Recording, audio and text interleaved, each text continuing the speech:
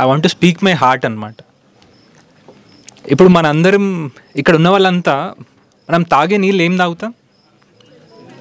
Mineral వాటరా, ఇంకా RO వాటరా? Okay, ఒక question, మనం గ్లాస్ తీసుకొని మంచినీళ్ళు తాగడానికని పట్టుకుంటున్నాము, దాంట్లో ఒక నలక కనిపించింది, ఏం చేస్తాం?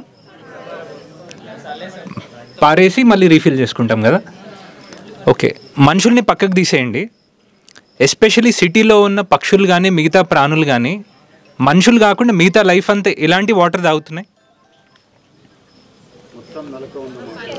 ఎంత కంటామినేటెడ్ కదా. సో ఈ ప్రపంచంలో మనుషులు కాకుండా ప్రకృతిని కంటామినేట్ చేసి ప్రకృతిని డిస్ట్రాయ్ చేసే ఇంకో స్పీసీస్ ఉందా? మొన్నలే ఎలక్షన్స్ అయినాయి కాబట్టి కొంచెం ఎలక్షన్స్ గురించి మాట్లాడదాం. ఒక ఓటింగ్ పెడదాం మనం. ప్రపంచంలో సృష్టిలో ఉన్న అన్ని స్పీసీస్లోకి క్యాన్సర్ ఆఫ్ క్యాన్సర్స్, కరోనా లాంటి వాళ్ళు ఎవరు అని చెప్పి, who is the most cruel, most destructor, most heartless అంటే ఒక్క ఓటు కూడా మిగతా ఏ స్పీసీస్కి పడదు. అన్నిటికన్నా worst of the worst creations is humans అనే వస్తుంది. అవునా కదా. So it is a question to our conscious అనమాట.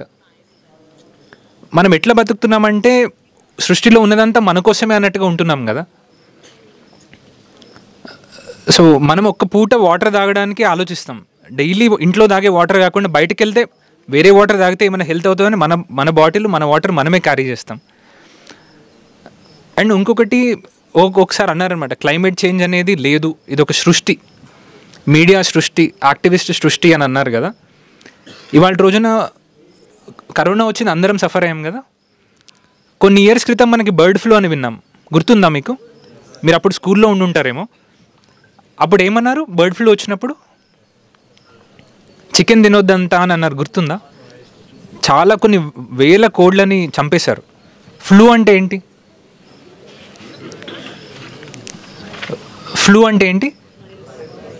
బేసిక్గా బ్రీతింగ్ ప్రాబ్లంతో ఉన్నది కదా ఫ్లూ అనేది సంబంధించింది. సో అక్కడి వరకు ఒక చిన్న ఆర్గానిజం నుంచి అక్కడి వరకు వస్తే it's a matter of time before it comes to human beings also in some capacity. అవునా కదా. సో కోవిడ్ హ్యాపెండ్, అదేదో అవుట్ ఆఫ్ ద బ్లూ అనుకోకుండా వచ్చిందని ఏం కాదు. మనం చిన్న ఆర్గానిజమ్స్ దెబ్బతింటున్నప్పుడు, ఎకోసిస్టమ్స్ డ్యామేజ్ చేస్తున్నప్పుడు మనం ఏం పట్టించుకోలే. మన దాకా వచ్చినప్పుడు అమ్మో ఏంటి ఇట్లా అయిపోయింది అనుకున్నాం కదా. ఇప్పుడు ఎంతమంది ఇక్కడ గార్డెనర్స్ ఉన్నారు ఒకసారి చేయలేపుతారా? ఎంతో కొంత ఇంట్లో 4-5 చెట్లన్నా పెట్టిన వాళ్ళు కానీ అట్లా. ఫస్ట్ వాళ్ళందరికీ క్లాప్స్ అండి. సో బయట మనం ఎంత చేయగలుగుతాం తెలియదు కానీ కనీసం మన ఇళ్ళలో కొంచెమన్నా చేయాలి. వాటిలో కొంచెం పురుగు పట్టినా, కొంచెం ఏమన్నా వచ్చినా ఏమంటారు మెయిన్గా అందరూ? నీమ్ ట్రీది జల్లండి అంటారు కదా. ఎందుకని అంటారు? అది నీమ్ అనేది చాలా వాటికి మంచిది, పైగా అది టఫ్ ప్లాంట్, రెసిలియంట్ ప్లాంట్ కూడా. మనం బస్సులలో ఎటైనా ట్రావెల్ చేస్తున్నప్పుడు కూడా ఏ చెట్లు ఎక్కువ కనిపించకపోయినా మనకి నీమ్ ట్రీ కనిపిస్తుంది. అంటే మిగతా బర్డ్స్ అంటే వేరే సీడ్స్ డ్రాప్ చేయట్లేదని కాదు కదా, కానీ ఎంత టఫ్ ఉన్నా కానీ సరే నీమ్ ట్రీ సర్వైవ్ అవ్వగలుగుతుంది అనమాట. అట్లాంటిది గత కొన్ని సంవత్సరాలుగా చూస్తుంటే అంత టఫ్, అంత రెసిలియంట్ ఉన్న నీమ్ ట్రీ కూడా మనకి చనిపోతున్నాయి. So that should really ring alarm bells in our hearts. అంత టఫెస్ట్ రెసిలియంట్ ఉన్న నీమ్ ట్రీకే ఇబ్బంది వస్తుంది అంటే లైఫ్ ఎంత డిస్టర్బ్ అయిపోయింది కదా. అండ్ మీరు రేపు పొద్దున ఎప్పుడు మంచినీళ్ళు తాగుతున్నప్పుడన్నా ఈ క్వశ్చన్ ఉండాలన్నమాట, అరే నేను ఇంత ప్యూర్ వాటర్ తాగుతున్నా, ఇంత క్లియర్ వాటర్ కానీ అట్లా, but because of my things మిగతా లైఫ్ ఫామ్స్ అంతా ఎంత సఫర్ అవుతున్నాయని. మీరు నమ్ముతారు కదా కాజ్ అండ్ ఎఫెక్ట్ అని. ఇప్పుడున్న క్రైసిస్కి మనమే కారణం. Invariably we have to suffer. వస్తుంది, వద్దనుకున్నా వస్తుంది సఫరింగ్ అనేది. సో ఇదొక్కటి పెట్టుకోండి. అండ్ నేచర్ అనేది ఎందుకు ఇంపార్టెంట్ అంటే, సపోజ్ మీరు ఎగ్జామ్స్కి ప్రిపేర్ అవుతున్నారు, బాగా అలసిపోయారు. ఇప్పుడు మనకి ఎట్లా ఒకదాని బట్టి ఒకటి సెషన్స్ ఉన్నాయి, స్పీచెస్ ఉన్నాయి కదా, అట్లా డే మొత్తం స్పీచెస్ ఉంటే అలసిపోతామా లేదా? అలసిపోయాం, చదివి ఎగ్జామ్స్ టైంలో అలసిపోయాము. ఆ రూమ్లోంచి బయటకు వచ్చి బిల్డింగ్ బయటకు రాగానే ఒక చల్ల గాలి తగిలింది, ఏమనిపిస్తుంది మనకి? హాయిగా అనిపిస్తుంది కదా. సో ఇంటికి వెళ్ళి ఒక షవర్ తీసుకున్నాం, స్నానం చేసాం, తెలియని ఎనర్జీ వస్తుందా రాదా? ఏదో చిరాగ్గా ఉంది, నడుచుకుంటూ వెళ్తున్నాం, సడన్గా ఒకటి చీకట్లో ఒక దీపం కనిపించింది, ఏమనిపిస్తుంది మనకు చూడగానే? ప్లెజెంట్గా అనిపిస్తుంది కదా.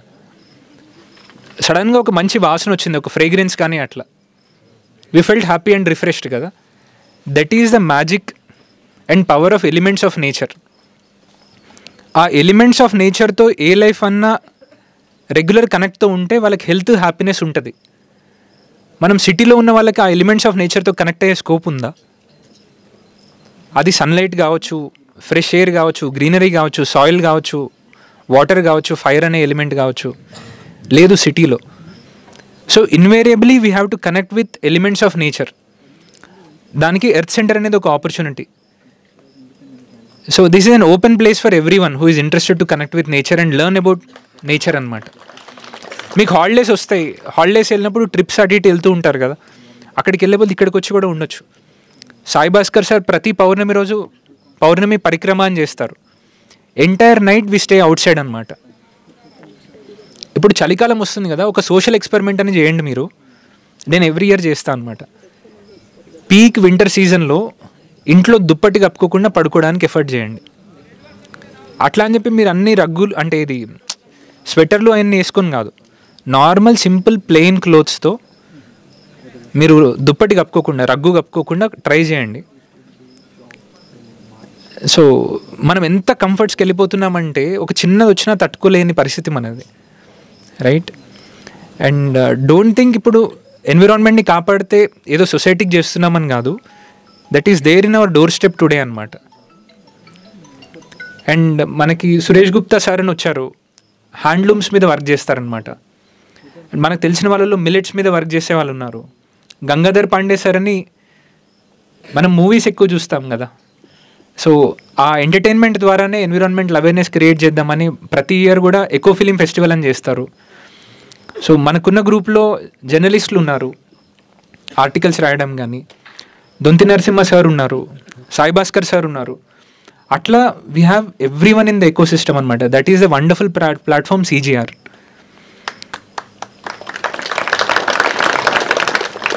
అండ్ ఇది సార్ వాళ్ళది కాదు, ఇది మేడం వాళ్ళది కాదు, అందరిది. అండ్ మేడం ఈ మధ్య కలిసినప్పుడల్లా చెప్తుంది ఏంటంటే ఈ ప్లాట్ఫామ్ మెయిన్గా యూత్ది అని. మీరు వచ్చి మీరు ఓనప్ చేసుకొని ఇనిషియేటివ్స్ తీసుకొని మీ కాలేజెస్లో ఎర్త్ క్లబ్స్ కానీ, ఎన్విరాన్మెంట్ క్లబ్స్ లాంటివి చేస్తూ కానీ, మనం అన్నీ చేయలేకపోవచ్చు. మొన్న నేను ఇక్కడ నర్సన్నగర్ అని ఉంటారు జైరాబాద్ దగ్గర, పర్మాకల్చర్ అనే దాని మీద వాళ్ళు వర్క్షాప్స్ అది చేస్తారు. వందన శివాగర్ అని మీరు ఎప్పుడైనా పేరు విన్నారా? ఒకసారి నెట్లో వెతకండి. అంటే విత్తనాలు ఉంటాయి కదా, దేశీ విత్తనాలు, అట్లా వాటిని కాపాడి అట్లా చాలా వర్క్ చేస్తున్నారనమాట. ఆవిడ్ని అడిగితే ఏమన్నారంటే ఎన్విరాన్మెంట్ని క్రైసిస్ని అడ్రస్ చేయాలంటే పెద్ద పెద్ద మూమెంట్స్ అనే కాదు, లోకల్ మూమెంట్స్ మనం ఫస్ట్ అవేర్నెస్ తెచ్చుకోవాలి, మన లైఫ్లో చేంజ్ తెచ్చుకోవాలి, మన చుట్టూ ఉన్న 10 మందికి ఆ మెసేజ్ని తీసుకెళ్ళగలగాలి. అదే దట్స్ హౌ ఇట్ హ్యాపెన్స్ అనమాట. ఎవరి శక్తి కొద్దీ వాళ్ళు చేయాలి. ఇవాళ సుధీర్ అన్న ఎక్కడున్నారండి? ఒకసారి నుంచోండి అన్న. ఆ అన్న IT ప్రొఫెషనల్, కాకపోతే ఆ అన్న ఇషా ఫౌండేషన్ ఉంది కదా సద్గురుది, అట్లా ఆయన ఇషా ఫౌండేషన్ వాలంటీర్ అనమాట. ఆయన చేస్తుంటేనే ఇవాళ పొద్దున ఫోన్ చేశాను నేను. ఫోన్ చేసి అన్న ఇట్లా వెళ్తున్నామంటే, అన్న ఎన్విరాన్మెంట్ కదా అన్న నేను వస్తానన్నా అని అన్నారనమాట. సందేశాన్ని ఒక్కసారి నుంచి ఉంటారు. ఆ అన్న గవర్నమెంట్ జాబ్ చేస్తారు, NGRAలో గవర్నమెంట్ జాబ్ అనమాట. వీకెండ్స్ వస్తే అన్న ట్రావెల్ చేస్తూనే ఉంటారు. సో అట్లా మనం పెద్ద మూమెంట్సే చేయాల్సిన పని లేదు, మనకున్న కమ్యూనిటీస్లో, మన ఇంటి చుట్టుపక్కల కానీ అట్లా. అండ్ మన ఇంటెలిజెన్స్ సెకండరీ అండి. What matters is do we have the heart. Vanajeevi Ramaiah గారు విన్నారా మీరు? ఒక తాతయ్య ఉంటారు, మొత్తం విత్తనాలు కలెక్ట్ చేస్తూ చెట్లు పెడుతూనే పోతారు. పద్మశ్రీ వచ్చింది ఆయనకి. పెద్దగా చదువుకున్న మనిషి కాదు ఆయన.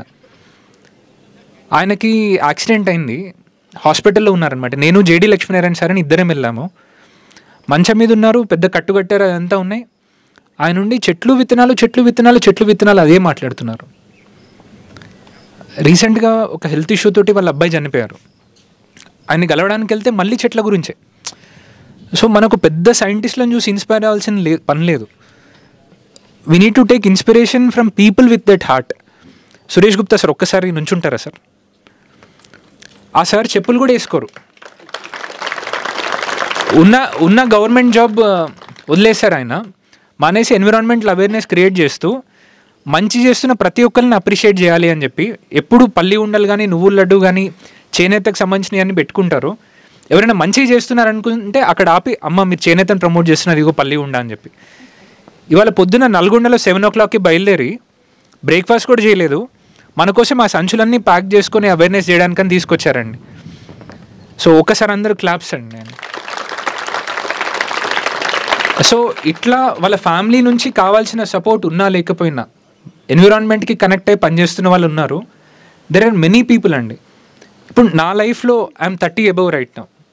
సో నా 30 years క్రితం నేను చిన్న ఉన్నప్పుడు చూస్తే ఎప్పుడు టీవీ ఆన్ చేసినా కానీ సరే ఒక కోకోకోలా గురించి థమ్స్అప్ గురించి అడ్వర్టైజ్మెంట్లు ఉండే, మహేష్ బాబు వాళ్ళు వీళ్ళు దూకి అవన్నీ చేసి. ఈ మధ్య ఎందుకు టీవీ ఓపెన్ చేయగానే అడ్వర్టైజ్మెంట్లు ఏమొస్తున్నాయంటే ఇది ప్యూర్ ఆవు పాలండి, ఎమ్మటి తీసుకొచ్చి మీ ఇంటికి ఇస్తారండి, రైట్? సో అట్లా అనమాట. ఒకప్పుడు ఏంటంటే విల్లాస్ ఉంటే అట్లున్నాయి ఇట్లున్నాయి, మేము అక్కడ నుంచి పాలిష్ వచ్చిన స్టోన్ తెచ్చేస్తున్నాము అవన్నీ చేస్తున్నామని. ఇప్పుడు ఏం చేస్తున్నారు వాళ్ళంతా, మా దగ్గర గ్రీనరీ ఉంది, మా దగ్గర ఒక చెట్టు ఉంది. సో తెలియకుండానే నేచర్కి సంబంధించిన అవేర్నెస్ వస్తుంది. ఒకప్పుడు KFCలో తినాలి అట్లా అనేవాళ్ళు, ఇవాళ రోజున మిల్లెట్స్ అనేవి పెరిగినాయి, అవునా కదా? మనం చిన్న ఉన్నప్పుడు ఉన్న దానికంటే ఇప్పుడు ఎక్కువ కనిపిస్తున్నాయి కొబ్బరి బొండాలు అవన్నీ కూడా. సో ఎఫర్ట్ జరుగుతుంది మనకు తెలియకుండానే. బట్ ఈ ఎఫర్ట్ చేస్తున్న వాళ్ళందరూ ఒక దగ్గరికి రావాలి, దానికి CGR అనేది ఒక గొప్ప వేదిక. అండ్ అమ్మ వాళ్ళకి ఒక రిక్వెస్ట్ చేస్తున్నాను, CGR అనే సంస్థ స్టార్ట్ చేసి 2010లో స్టార్ట్ చేశారు. 2025కి 15 years అవుతుంది. ఆ టైం కల్లా CGR అనేది ఒక కనెక్టింగ్ థ్రెడ్ కావాలి. ఎస్పెషల్లీ తెలంగాణలో అది పల్లెటూరులో కావచ్చు, మండలాల్లో కావచ్చు, జిల్లాల్లో కావచ్చు, స్కూళ్ళల్లో కావచ్చు, లేకపోతే సిటీల్లో ఉన్న కాలనీల్లో కావచ్చు, కాలేజెస్లో కావచ్చు, ఎవరు పర్యావరణం మీద పనిచేసే వాళ్ళు ఉన్నా వాళ్ళందరినీ అనుసంధానం చేస్తూ ఒక అంబ్రిల్లా ఆర్గనైజేషన్ లాగా కావాలి. సో మీరందరూ మీ ఏరియాలో ఎవరెవరైతే బాగా చేస్తున్నారు ఆ ఇన్ఫర్మేషన్ ఇక్కడికి పాస్ ఆన్ చేయండి. అండ్ మనకు కొంతమంది వాలంటీర్స్ కూడా ముందుకు వస్తూ ఉన్నారు. కావాలంటే మన ఫిలిం మ్యాగజైన్స్ వస్తాయి కదా, మనం గాసిప్ సైట్స్ ఎన్ని ఉంటాయి నెట్లో ఓపెన్ చేస్తే. బట్ అరే ఒక ఫార్మర్ ఉన్నాడు, ఒక ఫారెస్ట్ లాంటిది క్రియేట్ చేశాడు, ఒక స్కూల్ ఉంది, అది ఒక గ్రీన్ స్కూల్ అయింది, గ్రీన్ కాలనీ అయింది, ఎక్కడైనా చదువుతున్నాం మనం, లేదు కదా. We can do that. మనకి ChatGPT వచ్చింది కాబట్టి కంటెంట్ రాయడం కూడా ఇప్పుడు చాలా ఈజీ కదా. సో మనం అందరం ఇట్లా ఇన్నోవేటివ్గా ఆలోచిస్తూ పెద్ద సాక్రిఫైస్ చేయొద్దు మనం, కొంచెం టైం. ఇందాక మేడం అద్భుతంగా ఒక మాట అన్నారనమాట, నెలకు ఒకసారైనా మనం ఏమైనా చేద్దామా అని చెప్పి కదా. డిస్కషన్సే కాదు కదా. ఒకటి బిజినెస్ మ్యాన్ మూవీలో ఉంటుంది, 50 మంది ఒకసారి వెళ్తే ఎట్లా ఉంటుంది చూడండి అని.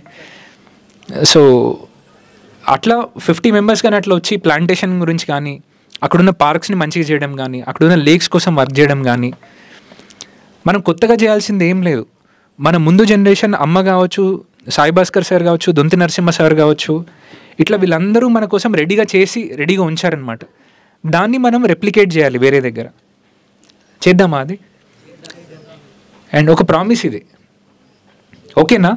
నెలకు ఒక రోజు, సో గ్రీన్ వీకెండ్ లాగా, ఒక గ్రీన్ డే లాగా పెట్టేసుకోవాలి. అట్లా ప్లాస్టిక్ లేకుండా కానీ చేయొచ్చు మనం అవన్నీ కూడా. ఎట్ ద సేమ్ టైం మీరు ఏమైనా కొంటున్నా కానీ సరే అది మనకు అవసరమా లేదో ఒకసారి ఆలోచించండి. ఇప్పుడు మీరు ఇంకా స్టూడెంట్స్ కదా, ఒక్కసారి మీరు రేపొద్దున మనీ రావడం మొదలుగానే ఏం కొనాలి అని ఆల్రెడీ లిస్టులు పెట్టుకునే వాళ్ళు కూడా ఉంటారు కొంతమంది. Lot many things are unnecessary in life.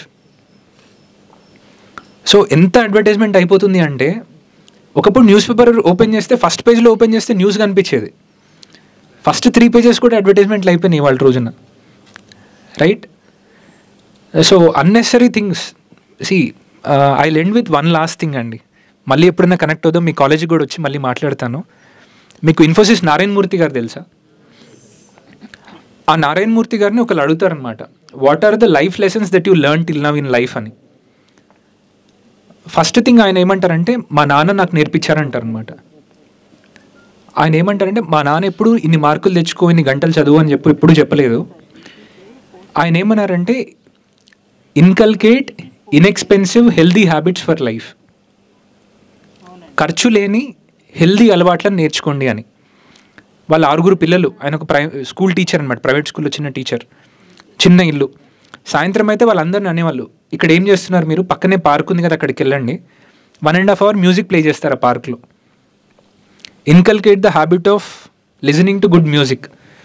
అది మన హ్యాపీనెస్ని డబుల్ చేస్తుంది, మన బాధని సగం చేస్తుంది కదా. మ్యూజిక్ అనేది మన ఖర్చు ఉంటుందా, మనకి ఖర్చు ఉండదు. సెకండ్ థింగ్ ఆయన ఏమంటారంటే, try to inculcate the habit of reading books. It will be a good friend for you, lifetime friend. మంచి ఐడియాస్ వస్తుంది, ఇన్స్పిరేషన్ వస్తుంది. మనం ఒక జత బట్టలు కొనుక్కునే దాంతో ఎన్ని బుక్స్ కొనుక్కోవచ్చు కదా. బిర్యానీ కొనడానికి ఆలోచించాం, సినిమా చూడడానికి ఆలోచించాం. ఒక మంచి బుక్ అన్నా కానీ సరే, అరే 200 రూపాయలు అంట కొనాలా, 300 రూపీస్ అంట. So try to find good books. మీ ఇంట్లో ఎన్ని బట్టలు ఉన్నాయో లేదో చూడడం కాదు, మంచి బుక్స్ మీ ఇంట్లో ఒక షెల్ఫ్ అన్న ఉన్నాయా లేదా చూసుకోండి. They will really transform your lifes. And third thing ఏమంటారంటే ఆయన, try to find 4 good friends for life. ఎంతమందిని అడిగారు ఆయన? 4 మెంబర్స్ చాలంట. సో వాళ్ళు ఏంటంటే, those who will stand by you throughout your ups and downs in life. మీరు success అయినా, పెద్ద ఫెయిల్యూర్, సెట్ బ్యాక్ వచ్చినా, ఏమైనా కానీ సరే. అండ్ ఏమంటారంటే, try to engage in healthy conversations with them. 4 మంచి ఫ్రెండ్స్ తోటి ఖర్చు అవుతుందా? ఇప్పుడు ఏంటంటే, ఈ సోషల్ మీడియా వచ్చేటప్పటికి నాకు 100 ఫాలోవర్స్ ఉన్నారు, 1000 ఫాలోవర్స్ ఉన్నారు, 50,000 కావాలి, అవన్నీ సూపర్ఫిషియల్ థింగ్సే. నిజంగా మీకు మీరు అనుకోండి, do I have really 4 good people who will stand by me come what may అన్నట్టుగా. ఆయన ఏమంటారంటే, ఈ 4 ఫ్రెండ్స్ ఇవన్నీ ఉంటే, good music, reading books, 4 good friends for life, నీ ప్రొఫెషన్ ఏదైనా, నీ సంపాదన ఎంతైనా, నీకు ఒక హ్యాపీ, కంటెంటెడ్, మీనింగ్ఫుల్ లైఫ్ ఉంటుంది అని అంటారు అనమాట ఇన్ఫోసిస్ నారాయణ మూర్తి వాళ్ళ father. So we can all have it కదా. Nature has affordable solutions for everything. ఎవరన్నా చెప్పి ఇంత డబ్బులు ఉంటేనే హ్యాపీనెస్ ఉంటుంది అంటే రాంగ్. ఇంత ఖర్చు పెడితేనే హెల్త్ వస్తుంది, రాంగ్. ఇంత ఖర్చు పెడితేనే చదువు వస్తుంది, రాంగ్. మాధవరెడ్డి సార్ వాళ్ళంతా ప్రూవ్ చేశారు లైఫ్లో అంతా. Good education doesn't come at a price tag. Nothing in life comes at a price tag. ఆ ట్రాప్లో పడదు, అట్లానే ఎర్న్ చేయొద్దు అనట్లేదు మిమ్మల్ని. Grow huge money and give to the society. We have wonderful examples. Madhavareddy sir గురించి తెలుసో లేదో మీకు, చెప్పారో లేదో, 35 yearsకి మనీ నుంచి రిటైర్మెంట్ తీసుకున్నారు. 35 years వరకు ఫ్యామిలీ కోసం వర్క్ చేశాను, ఇక 35 years సొసైటీ. కానీ లీలా లక్ష్మారెడ్డి మ్యామ్ కానీ, లక్ష్మారెడ్డి సార్ కానీ మనీ ఎర్న్ చేయడానికి ఎంత టైం ఖర్చు పెడతారో తెలియదు, కానీ దానికంటే ఎక్కువ టైం సోషల్ ఇంపాక్ట్ కోసం పెడతారనమాట. If you have enterprising ideas also, we have people to guide here in CGR. So with this I conclude అండి. అండ్ కలాం గారి గురించి చెప్పారు కదా, ఆయన లాస్ట్ స్పీచ్ ఉంటుంది. మేడం కూడా ఇందాక అన్నారు కలాం గారి గురించి. 1997లోనే ఆయన విజన్ 2020 అని పెట్టుకున్నారని. ఆయన 83 years ఏజ్లో చనిపోయారు. ఎలా చనిపోయారు ఐడియా ఉందా? ఇట్లా పిల్లలతో మాట్లాడుతూనే హీ కొలాప్స్డ్.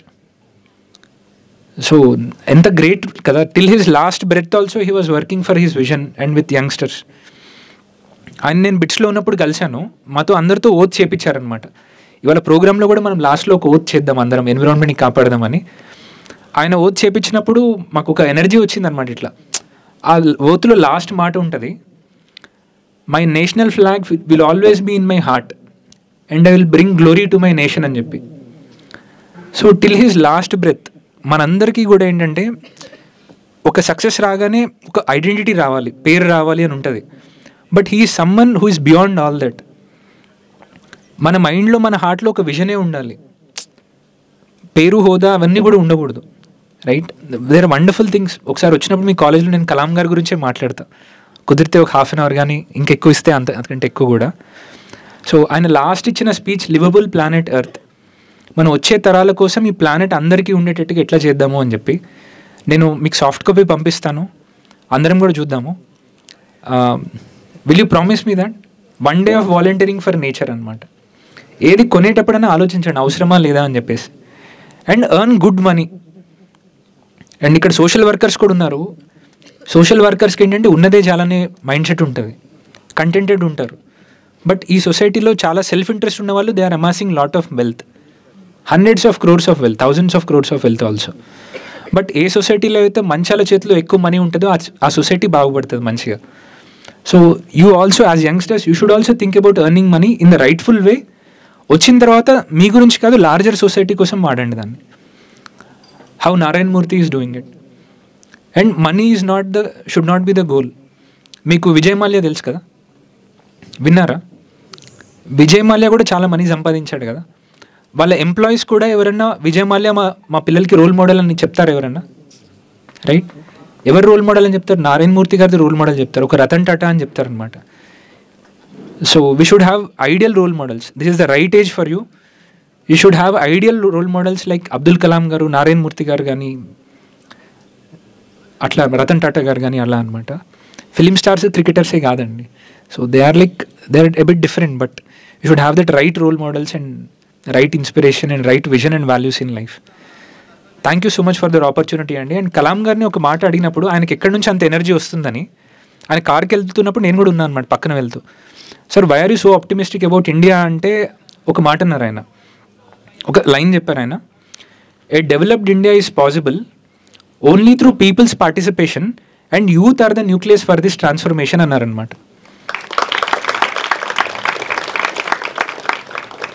ఇదే మాట స్వామి వివేకానంద కూడా చెప్పారు ఆల్మోస్ట్ 100 years క్రితం. My faith is in the younger generation, the modern generation. From them will come my workers and they will work out the whole problem like lions అని. So keep them as your inspiration, stay grounded. And మనకున్న కెపాసిటీలో ఏం చేయొచ్చో అది తప్పకుండా చేద్దామండి. Let us not be a silent spectators. Thank you so much అండి.